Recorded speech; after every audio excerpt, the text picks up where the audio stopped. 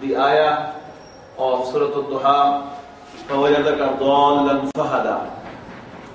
And so did we learn from another angle why Allah sent His messengers with reference to the duty of Shahada al-Nas. And we found that Allah Almighty sent His messengers so that people have no argument to produce in front of Allah subhanahu wa ta'ala on the day of judgment. رُسُلًا مُبَشِّرِينَ وَمُنذِرِينَ لِأَلَّا يَكُونَ لِلنَّاسِ عَلَى اللَّهِ حُجَّةٌ بَعْدَ الرُّسُلِ فَكَانَ اللَّهُ عَزِيزًا حَكِيمًا. That was one aspect which Rasulullah sallallahu alaihi wasallam shares with the rest of the messengers. All the prophets, they were shuhada. All the messengers were Allah's witness against mankind. All the messengers were mubashireen. They carry good tidings for believers and the righteous ones. And all of them were mundireen.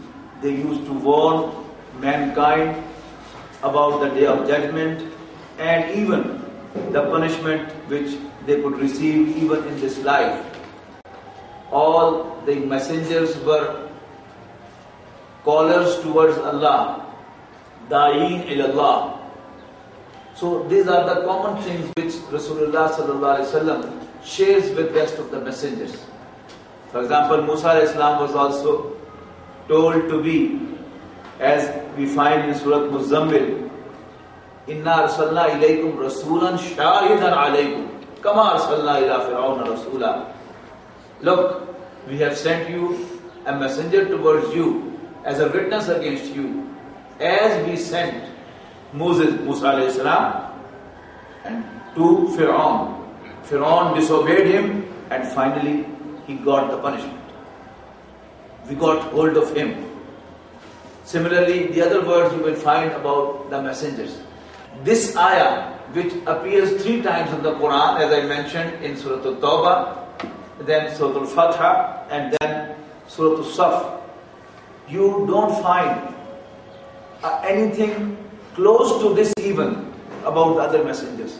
So this is the special advent, the special objective of sending Sayyidina Muhammad sallallahu alaihi wasallam as Allah's messengers.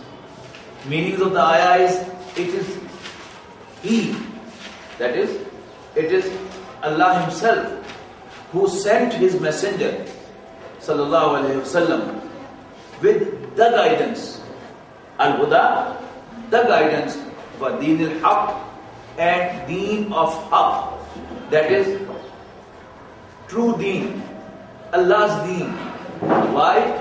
Li yuzhirahu ala deen kulli, so that Allah makes that deen dominate over whole deen, dominate over whole system of life. Walau karihal mushrikun, even though the mushriks don't like this. Now let us see what is al-huda. In general, we understand that Quran is al-huda. Huda means guidance, and al-huda means the guidance. And you know, the English article the or the carries 2 meanings. When you say the cat, it means a particular cat or the whole class of cats. Similarly, in Arabic, when you say al-huda, it means a specific guidance or the whole guidance. But when we talk of the Quran, it means the whole guidance. Quran is a complete guidance in every respect. How Quran is the complete guidance and the other scriptures are not? We can have a profile of the guidance of the previous messengers. Quran has not discussed the teachings of Adam alayhi salam, but Quran certainly mentions the teachings of Nuh alayhi salam, then followed by the teachings of Salih alayhi salam, Hud alayhi salam, Shuaib alayhi salam, Lut alayhi salam, and Musa alayhi salam and Isa alayhi salam. So if we have a profile, the first three messengers, Nuh, Hud and Saleh alayhi salam, there is no difference at all in what they said to their people. The summary we find in different surahs. Ya qawmi ibudullah ma lakum min ilahin ghayru inni lakum rasulun ameen fattaqullaha wa ati'un ma asalukum alayhi min ajr in ajriya illa ala rabbil alameen. This is the summary of all three, what all three said. Nuh alayhi salam, Hud alayhi salam and Salih alayhi salam. Meanings, O my people, worship Allah. There is no one worthy of worship except Him. You can say, be Allah's slaves. There is no one worthy of worship except Him. Indeed, I am Allah's messenger sent to you. Thus, fear Him and obey me.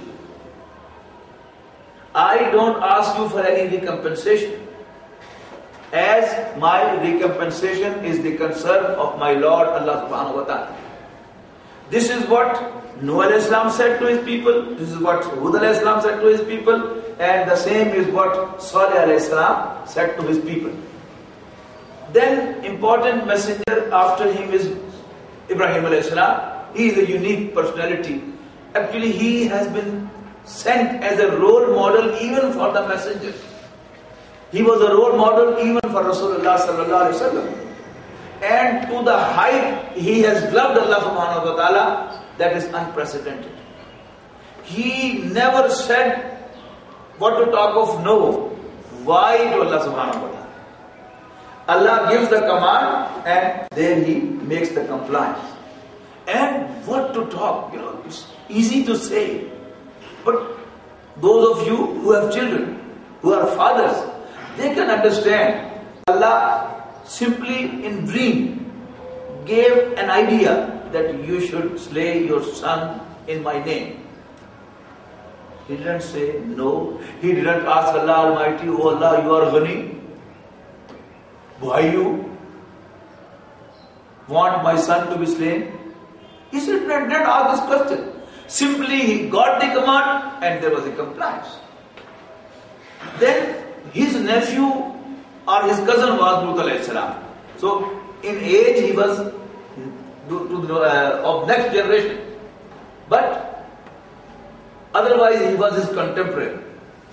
Now from Lut alayhi salam there we find an evolution. Now in the basic teachings of prophethood, certain additions have been made which are of the social level. For example, Lut alayhi salam was sent to a people who got involved in sex perversion. So, along with what Nuh alayhi salam, Hud alayhi salam and Salih alayhi salam said, Lut alayhi salam added, oh, what nonsense you do.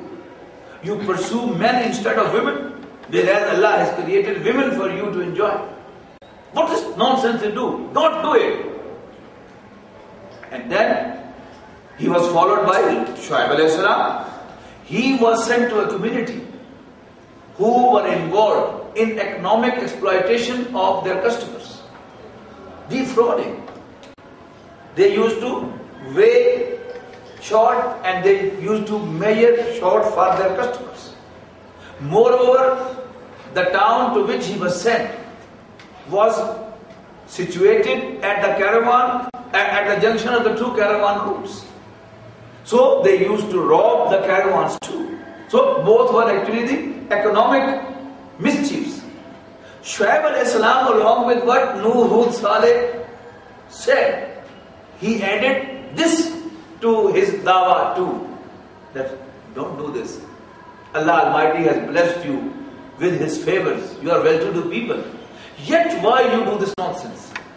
So this was the addition in the teachings of Shuaib alayhi salam. Now following that was Musa alayhi salam. Musa alayhi salam was sent when one nation had made another nation her slave. So the Al Pharaoh were treating the sons of Israel as their slaves.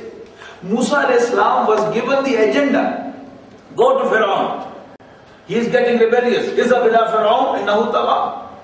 And in the very first meeting with Pharaoh, Musa a.s. and Harun a.s. got themselves introduced to him. Inna Rasula Rabbi. We are the messengers of your Lord. And straight they said, Arsil ma'ana bani Israel. Send the sons of Israel with us. We have to get them free from you and your people. So you can say, Nuh, Hud and Saleh alayhi salam were carrying only the teachings of worship.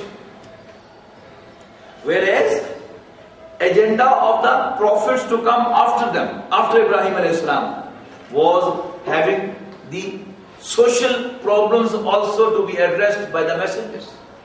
And it was going gradually. Lut alayhi salam was addressing the social issue. Shu'aib alayhi salam was addressing the economic issue. And Musa alayhi salam was addressing a political issue. So there was a gradual evolution. The teachings of the prophets, they were evolving. You can say the light of prophethood. Light is to show the way. This is the function of the light. If it is dark here, we will not be able to see anything. But the moment there is light, we can find our way.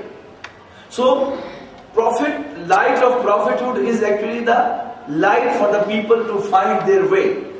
So to start with, it was a candle. Then it became a powerful bulb.